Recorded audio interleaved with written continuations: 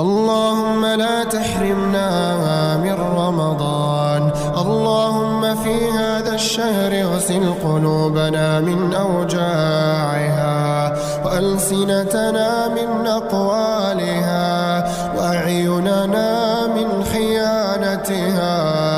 اللهم في هذا الشهر فرحة تبكي العيون، وتزيل الهموم، وتمحي ما مضى من الغموم. اللهم لا تدع لنا فيه ذنبا إلا غفرته، ولا هما إلا فرجته، ولا كربا إلا نفسته، ولا مريضا إلا شفيته، ولا ميتا إلا رحمته، ولا مبتلا إلا عافيته.